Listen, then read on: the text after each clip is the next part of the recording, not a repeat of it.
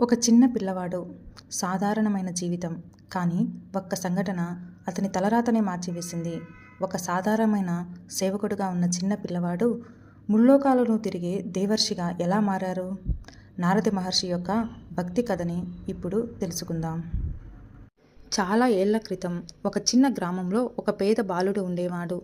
అతని తల్లి ఒక ఆశ్రమంలో పనిచేస్తూ ఆ పిల్లవాడిని పెంచుతూ ఉండేది.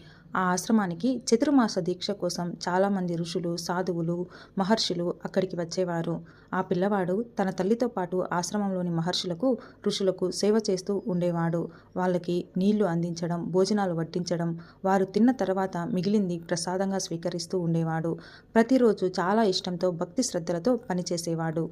ఆ మహర్షులు చెప్పే భగవంతుని మాటలు వింటూ ఆ బాలుడికి తెలియని సంతోషం కలిగేది. ఆ సాధువుల దగ్గర ఉన్న పవిత్రత ఆ పిల్లవాడి మనసుని పూర్తిగా మార్చివేసింది. కొన్ని రోజులకు మహర్షులు అక్కడి నుంచి వెళ్తూ ఆ పిల్లవాడి భక్తి శ్రద్ధలను చూసి ముచ్చటపడ్డారు. ఆ పిల్లవాడికి ఒక మంత్రాన్ని ఉపదేశించారు. నాయనా, ఎప్పుడూ భగవంతుని నామస్మరణ చేస్తూ ఉండు అని దీవించారు. కొంతకాలానికి అతని తల్లి పాముకాటుకు గురి అయ్యి మరణించింది. ఆ పిల్లవాడు ఒంటరివాడు అయ్యాడు. కానీ ఆ బాలుడు భయపడలేదు. ఎందుకంటే ఇదంతా దైవకృప అని భావించి అక్కడి నుంచి ఉత్తర దిశగా ప్రయాణం చేసి ఒక అడవిలోకి వెళ్ళి రావి చెట్టు కింద కూర్చుని మహర్షులు ఉపదేశించిన మంత్రాన్ని జపిస్తూ తపస్సు చేయడం ప్రారంభించాడు. ఆకలి, దప్పిక మరిచి కేవలం దైవనామస్మరణలో ఉండిపోయారు. ఆ పిల్లవాడి భక్తిని మెచ్చి భగవంతుడు ఒక్క క్షణం పాటు అతని హృదయంలో దర్శనమిచ్చారు. ఆ అద్భుత దర్శనం తర్వాత ఆ బాలుడు జీవితాంతం భగవంతుని కోసం నిరీక్షించాడు. ఆ జన్మ ముగిసింది. తరువాత బ్రహ్మదేవుని యొక్క మానస పుత్రుడిగా నారద మహర్షిగా జన్మించారు.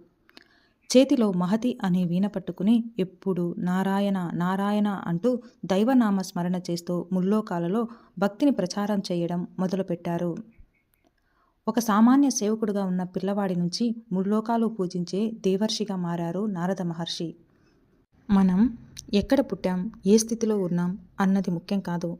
మన లక్ష్యం ఎంత గొప్పది, మన భక్తి ఎంత నిజాయితీగా ఉన్నది అనేది మాత్రమే ముఖ్యం. నారద మహర్షి జీవితం మనకు ఒక గొప్ప పాఠాన్ని చెబుతుంది. మంచి సాంగత్యం, మంచి సహవాసం మనిషి జీవితాన్ని పూర్తిగా మార్చివేస్తాయి అని. ఒక సాధారణ బాలుడుగా ఉన్నారు, ఒక సేవకుడిగా జీవించాడు.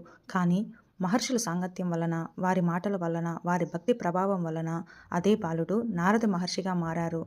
అందుకే మన జీవితంలో కూడా మంచివారి సావాసం చేసి మంచి పనులను చేస్తూ మంచిగా ఎదగాలని భగవంతుడిని మనస్ఫూర్తిగా కోరుకుందాం. నారద మహర్షి అంటే ఒక వ్యక్తి మాత్రమే కాదు, ఒక శక్తి. భక్తిని కలిగించే శక్తి, దేవుని దగ్గరకు తీసుకువెళ్ళే శక్తి. ఈ కథ మీకు నచ్చినట్లయితే ఒక లైక్ చేయండి. ఇలాంటి వీడియోస్ కోసం మన ఛానల్ని సబ్స్క్రైబ్ చేసుకోండి. Thank you.